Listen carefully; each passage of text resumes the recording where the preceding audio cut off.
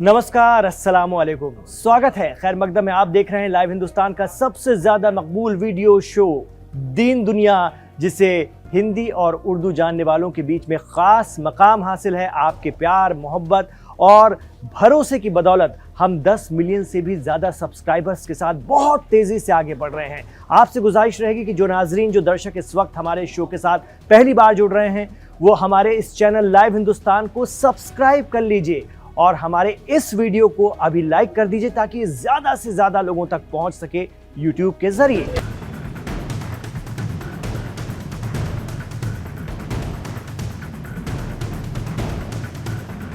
ये जम्मे गफीर, ये भीड़ देखिए। ये तुर्की के सबसे बड़े और कदीम शहर इस्तांबुल के वीडियो हैं जिन्हें एसोसिएटेड प्रेस ने जारी किया है।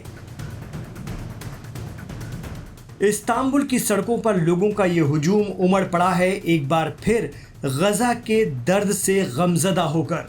जी हां, गजा में दोबारा शुरू हुई इस्राएली आक्रामकता के खिलाफ ये वीडियो तुर्की का है। अब तक ऐसे वीडियो यमन से आते रहे हैं, जहां राजधानी सना की सड़कों पर बाद नमाज़े जुमा लोगों की भीड़ उमड़ती है, गजा, फिलिस्तीन और उनके लिए लड़ने का दावा कर रहे अंसारुल्लाह की हिमायत में। इनकी तादाद लाखों में होती है। कुछ यही हाल हो रहा है टर्की का। भले ही तुर्की नेटो मेंबर है, वहां की फौज, नेवी और एयरफोर्स मुस्लिम मुल्क ही नहीं, दुनिया की सबसे एडवांस आर्मी में से एक मानी जाती है, लेकिन पिछले 18 माह में गजा पर इसराइल के ज़बरदस्त हमलों और 50,000 से भी कहीं ज़्यादा मौतों के बावजूद तुर्की भी उन अरब मुल्कों की फहरिस्त में ही रहा जो गजा के लिए लानत मलामत तक महदूद रहते हैं, जबकि तुर्की का दबदबा यूरोप और अरब दोनों ही खित्तों में मजबूत माना जाता है। लेकिन आरोप लगता है कि तुर्की के सदर रजब तैयब एर्दोगान सिर्फ इसराइल को थोड़ी बहुत धमकियों से ही काम चलाते रहे। यही वजह है कि गजा के लिए हिलोरे मार रहे अवाम के जज्बात अब तुर्की की सड़कों पर रूनुमा होने लगे हैं। इल्ज़ाम तो ये भी लगता है कि तुर्की ने सीरिया में HTS यानी हयात तहरीर अल शाम की हुकूमत बनवाने के लिए बशर अल असद का तख्ता पलट करवाया, जिससे मुकावमती या रेजिस्टेंस तंजीमें जो फ़िलिस्तीन के लिए लड़ने का दावा कर रही हैं, उनकी मदद रुक गई। देखा जाए तो एर्दोगान अबू मोहम्मद जौलानी को तो सपोर्ट करते हैं, लेकिन गजा के लिए कुछ नहीं कर रहे। खबर तो ये भी आ रही है कि पिछले दिनों तुर्की और इसराइल के दरमियान मुज़ाकरात हुए, कुछ बातचीत और कुछ समझौते हुए। मिडिल ईस्ट मामलों के जानकार शौकत भारती कहते हैं कि ये मुज़ाकरात, ये बातचीत सीरिया में ज़मीन के बंटवारे को लेकर हुई है। प्रेसिडेंट ट्रंप और तुर्की के सदर एर्दोगान अच्छे दोस्त हैं। यही वजह है कि जब सीरिया में इसराइल और तुर्की के दरमियान कुछ मामला फंसा तो प्रेसिडेंट ट्रंप ने दोनों की बातचीत करवाई और मसले हल करवाए। बकौल शौकत भारती, जब प्रेसिडेंट ट्रंप और रजब तैयब एर्दोगान में इतनी अच्छी बनती है तो क्या एर्दोगान गजा की मुश्किलें दूर करने ट्रंप की मदद नहीं ले सकते? ये बड़ा सवाल है। शायद इसलिए आजिज आकर तुर्की की जनता खुद गजा में लगातार हो रहे हमलों के खिलाफ सड़कों पर है। देखना होगा कि आवाम की आवाज़ तुर्की हुकूमत तक किस हद तक पहुंच पाती है। इधर तुर्की से बहुत ज़्यादा गरीब यमन के हौसी जंगजू या अंसारुल्लाह गजा के लिए लगातार इसराइल और अमेरिका पर हमलावर हैं। और तो और यमन की तरफ से सोशल मीडिया पर आ रहे वीडियो में फिर दावा किया जा रहा है कि हौसियों ने एक और अमेरिकी MQ-9 रिपर ड्रोन गिरा दिया। दावा है कि ये 19वां अमेरिकी ड्रोन है जिसे हौसियों ने आसमान की ऊंचाइयों से ज़मीन पर लापटका।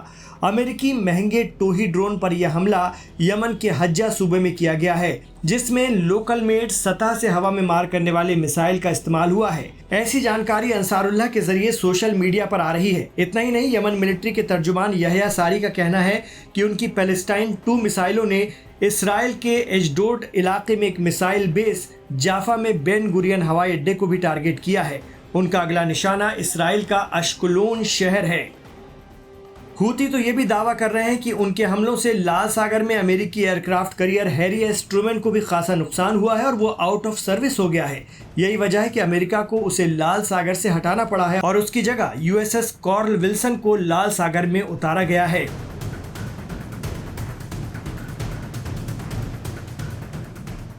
इधर गजा में इसराइली हमले और बढ़ गए हैं। हालात ये हैं कि रमज़ान से पहले अपने घरों को वापस आए लोग अब फिर बोरिया बिस्तर समेटने की तैयारी में हैं। वहाँ फिर से दिन और रात हर समय बमबारी हो रही है, हर रोज़ जैसे क़यामत बीत रही है। पिछले 18 महीनों से गज़ा पर 85,000 टन बारूद बरसाए गए और सिलसिला अभी ठीक से थमा भी नहीं था कि फिर शुरू हो गया।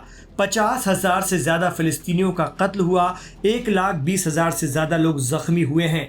गज़ा की इमारतों और घरों के मलबे से हज़ारों लापता फ़िलिस्तीनियों की लाशें मिलने का खदशा अभी भी जाहिर किया जा रहा है। कहा जा रहा है कि मलबों का ढेर इतना है कि अगर हटाना शुरू किया जाए तो इसमें 10 साल का वक्त लग सकता है। तुर्की जैसे बड़े मुल्कों की आवाम तो गज़ा के लिए सड़कों पर है, लेकिन हुक्मरां खामोश हैं। आरोप लग रहा है कि ये गज़ा खाली कराने के प्रेसिडेंट ट्रंप के प्लान का हिस्सा है, जिसे इस्राइल अंजाम दे रहा है। इधर बांग्लादेश की राजधानी ढाका में भी इस्राइली आक्रामकता के खिलाफ लोगों ने सड़कों पर उतरकर प्रदर्शन किए और हमले रोके जाने की मांग की। एसोसिएटेड प्रेस ने ढाका का ये वीडियो जारी किया है।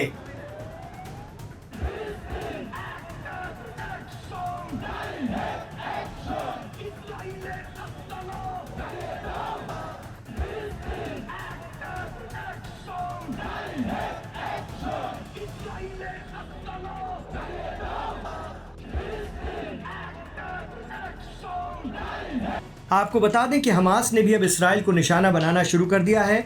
हमास की सबसे तेज़ अल-क़स्साम ब्रिगेड फिर एक्टिव हो गई है। अल-क़स्साम ब्रिगेड ने S-55 मिसाइलों से अशदोद शहर को टारगेट करके हमला किया है, जिसकी वीडियो भी सोशल मीडिया पर हमास के जरिए जारी किए गए हैं।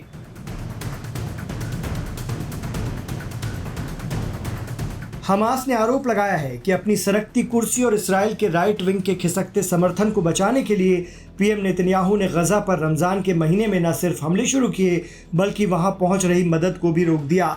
हमास ने इस मुद्दे को उठाया, लेकिन हत्थे से उखड़े यमन के अंसारुल्लाह या हूती फाइटर्स ने तो इसराइली जहाज लाल सागर पर रोक दिए। इतना ही नहीं, उन्होंने अपनी हाइपरसोनिक मिसाइलों का मुंह इसराइल की तरफ मोड़ दिया। हालात ये बने कि अमेरिका को बीच में आना पड़ा और अमेरिका हूती जंग इस वक्त जारी है।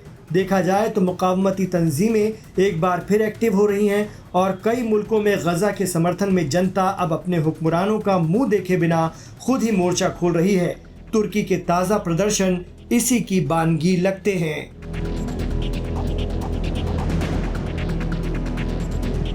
लाइव हिंदुस्तान पर दीन दुनिया शो आपको कैसा लगता है, हमें ज़रूर बताइएगा। इस शो के साथ आखिर तक जुड़े रहने के लिए आपका बहुत बहुत शुक्रिया। हमारे इस वीडियो को लाइक ज़रूर कर दीजिए और हमारे चैनल को अभी सब्सक्राइब कर लीजिए। एक बार हम फिर कहेंगे कि जो लोग आज हमारे इस शो को पहली बार देख रहे हैं, पहली बार हमारे साथ जुड़े हैं, उनसे भी हमारी गुजारिश है कि वो हमारे चैनल लाइव हिंदुस्तान को सब्सक्राइब ज़रूर कर लें, ताकि आपको मंडे टू सैटरडे हर रोज़ नए और ताज़ा वीडियो दीन दुनिया शो के मिलते रहें देखने के लिए। इमरान खान के साथ आखिर तक जुड़ने के लिए शुक्रिया। अपना ख्याल रखिएगा और अपनी दुआओं में हमें याद रखिएगा।